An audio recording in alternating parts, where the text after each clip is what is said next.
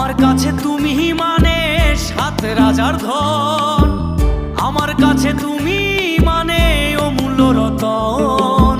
তোমার কাছে হয়তো বন্ধু আমি কিছু না, তাই তো তোমার স্বপ্নে বন্ধু আমি আসি না।